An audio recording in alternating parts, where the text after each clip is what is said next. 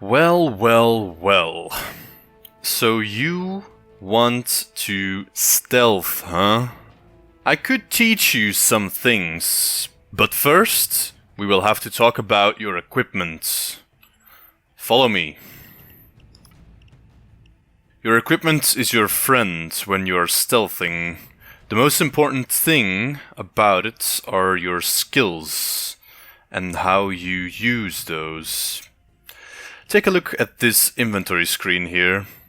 An interesting thing to note, down here you can have multiple profile setups for different uses. As you can see, I have 2 stealth builds and then some loud builds who are just trying things out. Let's talk about some of the most important skills I tend to use, starting with the most infamous skill, and everyone always keeps asking me about why I'm often using an unsilenced pistol, but Stockholm Syndrome, only the basic version. So civilians are intimidated by the noise you make and remain intimidated 50% longer. This is great when you're doing a bank heist with a lot of civilians, or diamond heists, or diamond store, for example. This could be really useful to prolong the time civilians are intimidated, so you don't necessarily have to kill them, although that's often the most useful thing you could do. And then some other basic skills, which are not that important. The Enforcer tree is only to get the Transporter basic, which is important in every build, I would say. Now, the Technician tree is very interesting, I think. The most interesting skill you can get is Jack of all trades, which allows you to equip a secondary deployable, but you only get half of the amount of deployables you would usually get. So I normally use this with a single ECM, just in case, and then as my primary I use the C4 to tag enemies.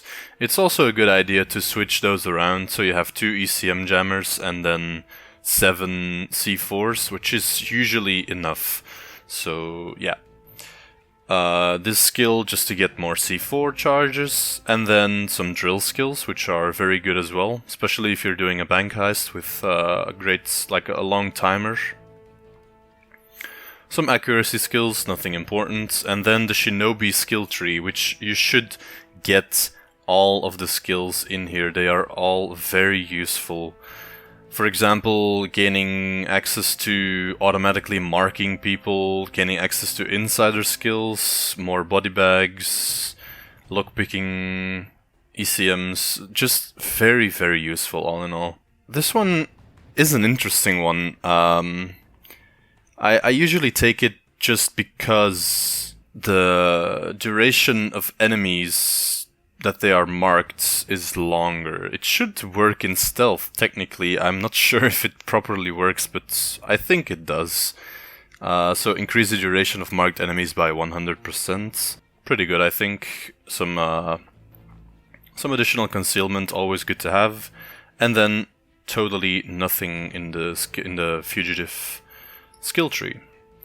Now onto the weapons. As a primary, I use the KSG shotgun with the following attachments: triple aught buckshot, short barrel, the silent killer suppressor. You would usually want to get a concealment boost, but I don't have one. A military laser module and the flip-up sight. As a secondary, I usually use the UMP45 just because it does reasonable amounts of damage and it has a high fire rate. Most of the SMGs are viable, I think, if they have low enough concealment. My UMP has 29 concealment, which gives me a perfect 3 detection risk. So I use the silent gear silencer. A boost would be good, but I don't have one. Single fire. No... Wait, I do use the gadgets. Oh no. No gadgets actually. Short magazine. No sights. Folded stock. And the twinkle grip, which has a built-in laser and light. Yeah. As equipment, of course, I use the ECM jammer and trip mine. You can switch those around depending on the heist and depending on what you like. Throwable doesn't really matter, and of course the burglar perk deck, which is a must-have for any stealth build. All right, I want to briefly talk about my other build for stealthing, which is the bank version, which has a saw, an unsilenced pistol, and then some changes, I think. Yeah, I take ammo skills and the saw instead of some other skills. Don't exactly know what I replaced here. Instead of some... I don't know. Instead of something. I don't know what I replaced, but... So, the saw is pretty good, especially if you have a lot of boxes you need to open. And I do like the bullet storm, which allows you to refill your ammo and then use the saw for 5 seconds or 15 seconds, yeah. 15 seconds of unlimited ammo, so you can basically do an entire wall of saves if you are fast enough, which is pretty funny. Still has all the shinobi skills, but I dropped the silent killer skills just because I don't use any suppressors anymore, so it's not that useful. The saw, of course, you should always take the silent motor and the sharp blade, so you can open a save box in one tick. And then for the pistol, I use an unsilenced Beretta or Bernetti 9. The reason because I don't use a suppressor is... Or the reason I don't use a suppressor is because of the skill I talked about earlier, which is... which is Stockholm Syndrome. Now, this is very important in the bank heists, because there are so many civilians. You can just shoot around, and all the civilians in the area will get dominated. They will get on the ground, and that will eliminate the risk of them calling the cops, which is very important. Especially on a bank heist, it will greatly diminish the risk of them pressing an alarm button, calling the cops, escaping, anything. So, for equipment on the bank version of this build, it's really up to you. You could take anything you want. You can take 2 ECM jammers and an ammo bag. You could take body bags. You could take trip mines, but it's not that great, but you can always do it. But the ammo bag in the secondary is always good because it gives you plenty of ammo, so you never need to take the ammo bag in the primary. Always take it in the secondary slots. And the primary slot is free. You can choose whatever you want. Up to you. Also, burglar perk deck, of course. Alright, now let's review some footage I recorded earlier along with a friend of mine, Zoe. We will try to explain what's happening in this heist and how you should approach it. So, we are here on the jewelry store, one of the most basic heists in the game, but a good example to show you how to start using stealth in your game. Now, first thing that's important is to scout the area and see what the area looks like. So we have checked that there are no side entrances, so we have to enter through the main door. The display cases are smashable. Look out. Careful. While you are traversing the hallways, always be careful for the guards. They can pop out of any corner, and if you get too close, you will get spotted and arrested, which will probably fail the mission. So be careful.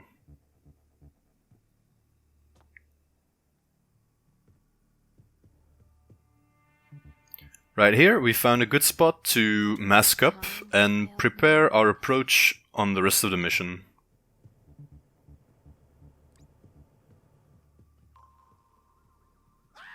Alright, all of you down. It's important to start small and begin with little spots on the map and take control of them. For example, this manager's office, we just intimidated the civilians and conquered this part of the map so there are no civilians that can spot us anymore. Next part is taking care of the guards outside. There can be multiple guards, but in this instance there was only one.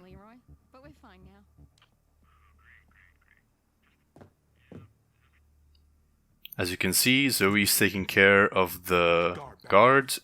She put him in a bag and is putting him out of sight. Right now I'm placing a drill on the safe. It can do its work while we take care of the rest of the building. Yeah. Hit the deck. Down on the ground. A civilian surprised me, so I take care of him quickly. But the guard saw him and we have to go loud. Drop it. Be real slow. Be quiet.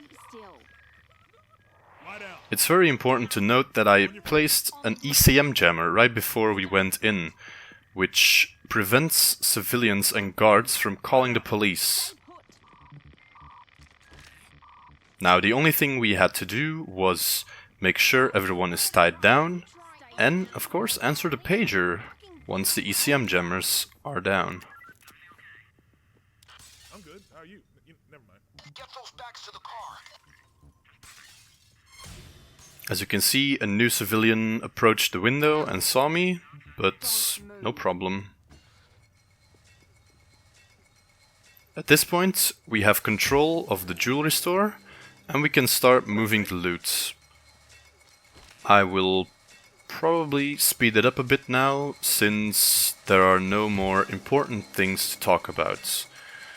As you saw, it didn't went fully according to plan, but you don't have to panic when things go wrong. Just keep calm and follow the basic tips. Always try to ECM before you go in, and there's not a lot of things that can go bad then. Only thing to do now is collect the loot and take to the van.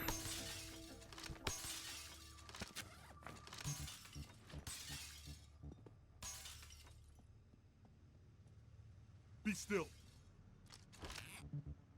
What'd I say?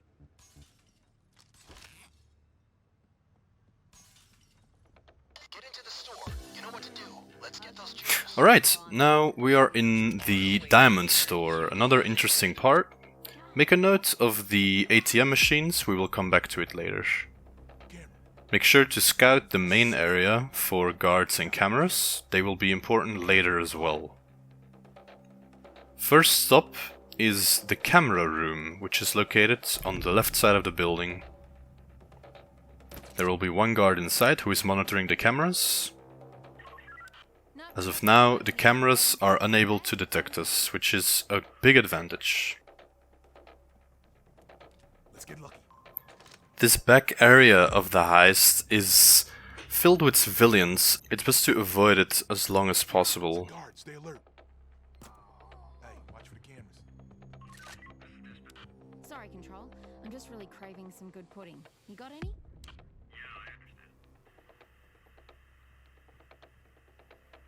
Right now, Zoe took out the first guard upstairs, so there are only 2 guards remaining.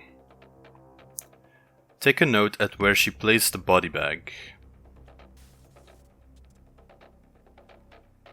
One of the guards came up the stairs and noticed the body bag. He luckily didn't detect it fully, he only passed by. Now it's starting to get a bit hectic. I got too close to the guard and he handcuffed me while Zoe was answering the pager. Fortunately, he didn't get to call the cops and I answered the last pager. Drop it. Don't kill civilians.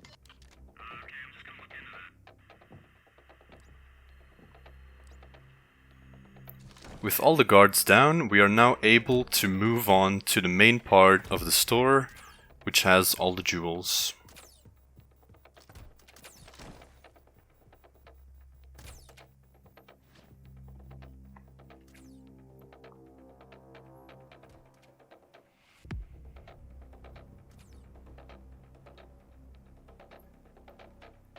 The special part about this heist is that all the cases with glass have an alarm on it. I just killed the manager, which had a key card, and I'm now searching for the alarm box which disables the glass alarm. There's also a civilian outside who spotted some of the bodies.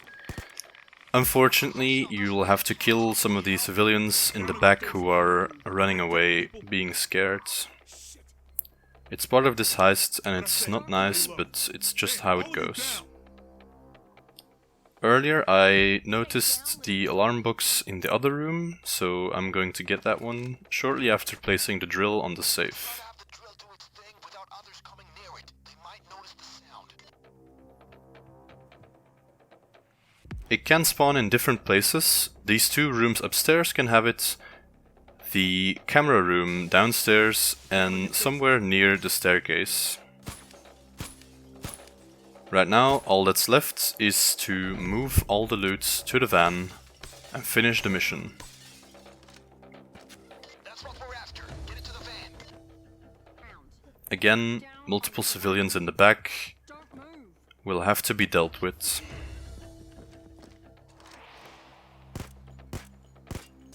That was probably everything for this mission. We completed it successfully after taking over the store. Now, don't forget to take those ATM machines and get some extra cash. Alright, we will move on to one last heist to showcase in this video. And I will, of course, give some more commentary when we get there. Keep them coming.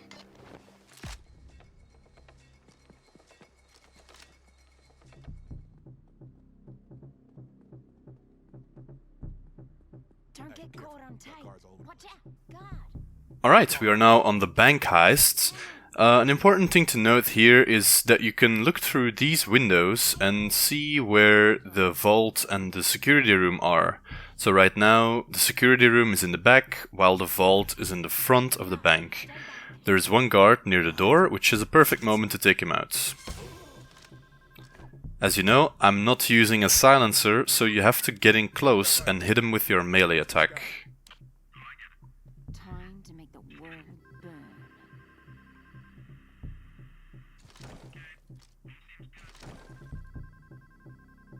As always, try to hide your bodies.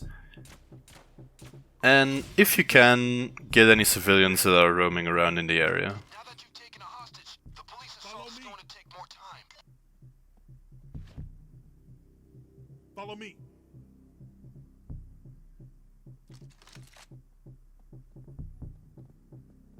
Now we can enter the bank. This is a security room.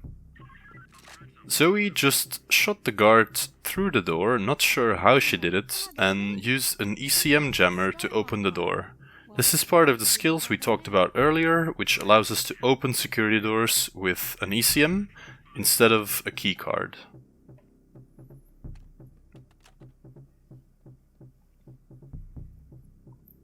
Right now, 2 guards remain, and we have to find an opportune moment to take them out without raising the suspicion of too many of the civilians.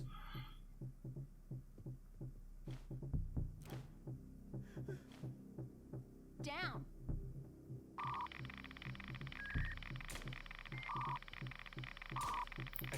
Right now, both of the guards are in this area, so we can take them out without alerting the entire bank. Don't let anyone call the cops. people. Keep them down. Down in the dirt. Lie down. Watch your background. Spare the civilians. Get down. Get down. Down in your face, everybody. And stay there. Relax. As you can see, we had to go loud because some civilians detected us, but with my loud pistol, I was able to intimidate all of the civilians in the map Any action? and answer the pager in time.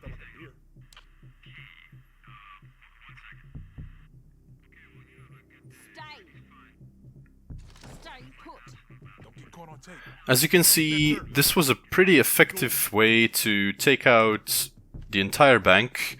We did it in less than 3 minutes, and at this point there's basically nothing that can go wrong unless somehow a civilian is able to call the police. But we are able to intimidate all of the civilians, so they cannot do that. At this point, the only thing to do is to drill the vault and wait for the timer to tick down. Of course, don't forget to take the ATM machines and get some extra cash. Alright, now that the vault is open, the only thing left to do is gather all the money and open the deposit boxes. For this, we of course took our trusty saw, so we can quickly dispatch of these boxes.